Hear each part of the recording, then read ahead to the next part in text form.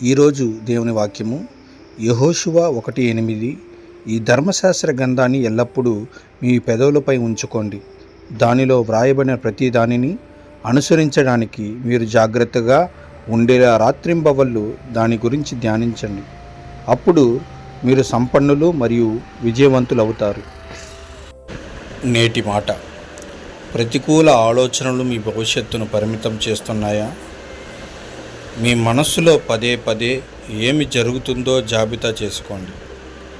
ప్రతికూలంగా ఉండి మిమ్మల్ని వెనక్కి నెట్టే ఆలోచనలు మీరు జాగ్రత్తగా అంచనా వేయాలి, ఆపై వాటిని తొలగించాలి.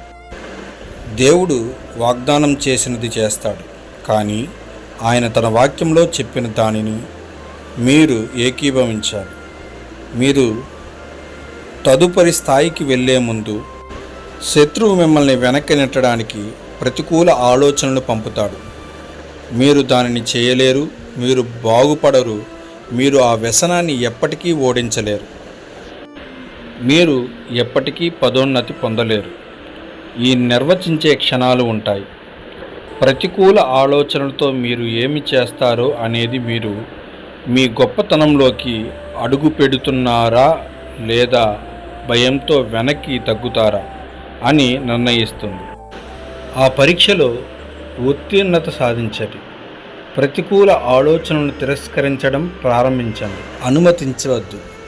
మీ గురించి ప్రజలు మాట్లాడే ప్రతికూల మాటలు మీ భవిష్యత్తును నిర్ణయిస్తాయి. ఒక నిపుణుడు చెప్పినది మిమ్మల్ని సందేహంలో జీవించనివ్వకండి. దేవుడు మీ హృదయంలో ఉంచిన దాని గురించి మీ స్వంత ఆలోచన మిమ్మల్ని మాట్లాడనివ్వకండి.